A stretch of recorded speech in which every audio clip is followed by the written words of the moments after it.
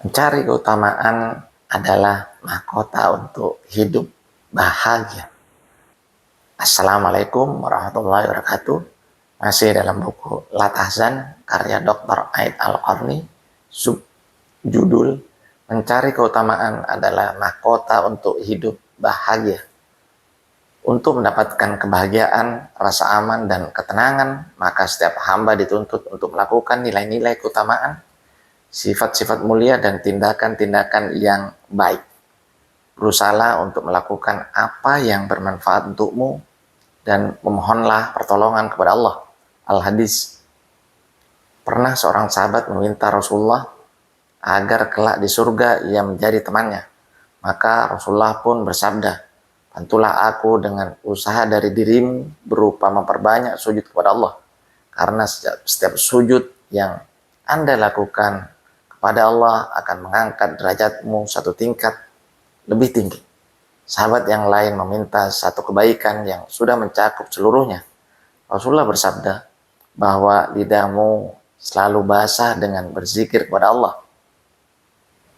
Sedangkan sahabat yang ketiga meminta kebaikan yang serupa. Rasulullah mengatakan, jangan sekali-kali mencerca seorang pun. Jangan pula memukul seseorang dengan tanganmu. Jika seseorang mencercamu karena apa yang dia ketahui tentang dirimu, maka janganlah balik mencercanya terhadap apa yang engkau ketahui tentang dirinya. Jangan sekali-kali meremehkan kebaikan meski itu hanya dengan menuangkan air di timbamu ke dalam tempat minum orang yang kehausan. Dalam konteks berburu keutamaan yang dibutuhkan adalah kecepatan dan tindakan yang segera. Bersegeralah berbuat karena itu nanti akan menjadi fitnah. Al-Hadis. Bersegeralah melakukan 5 hal sebelum datangnya 5 hal yang lain. Al-Hadis. Dan bersegeralah kamu kepada ampunan dari Rabbmu dan kepada surga. Quran Surat Ali Imran ayat 133. Sesungguhnya mereka adalah orang-orang yang selalu bersegera dalam mengerjakan perbuatan-perbuatan yang baik. Quran Surat Al-Anbiya ayat 90. Dan orang-orang yang paling dahulu beriman, merekalah yang paling dulu masuk surga. Quran Surat Al-Waqi'ah ayat 10. Jangan lamban untuk melakukan kebaikan. Jangan menunggu waktu untuk melakukan perbuatan yang baik. Dan jangan selalu mengulur-ulur kesempatan dengan mengatakan, nanti saya pasti akan, untuk mencari keutamaan. Denyut hati manusia mengatakan, sungguhnya kehidupan adalah hitungan menit dan detik. Dan untuk yang demikian itu hendaknya orang berlomba-lomba. Quran Surat Al-Mutaffifin ayat 26. Dalam keadaan menahan sakit karena dibokong dan darah segar yang masih mengalir deras, Umar bin Khattab sempat melihat seorang pemuda yang menjuntaikan sarungnya hingga menyeret tanah.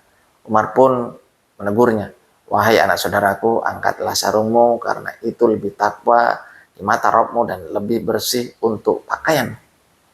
Yang dilakukan Umar ini termasuk amar ma'ruf yang dilakukan pada saat sakaratul maut, yaitu bagi siapa di antaramu yang berkehendak akan maju atau mundur. Quran Surat Al-Muddatsir ayat 37.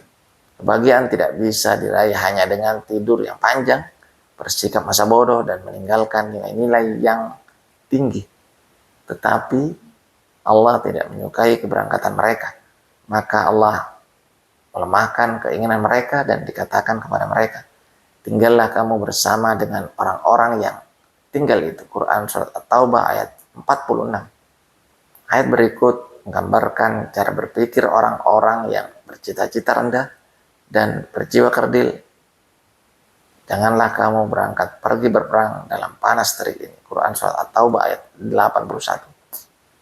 Allah mencegah hambanya untuk menunda pekerjaan yang baik. Apakah sebabnya apabila dikatakan kepada kamu, berangkatlah untuk berperang pada jalan Allah, kamu merasa berat dan ingin tinggal di tempatmu? Quran Surat At-Taubah ayat 38.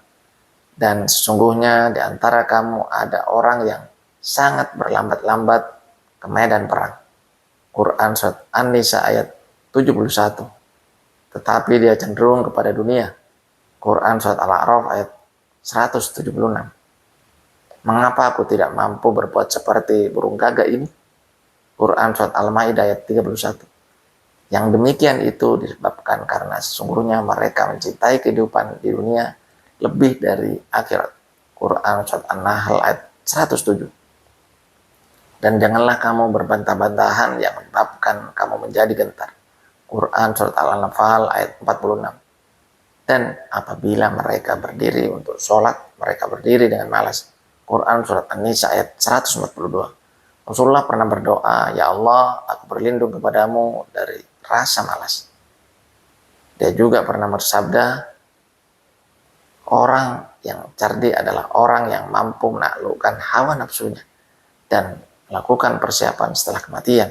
Sedangkan orang yang bodoh adalah orang yang mengikuti hawa nafsunya dan berangan-angan mengharap pertolongan Allah.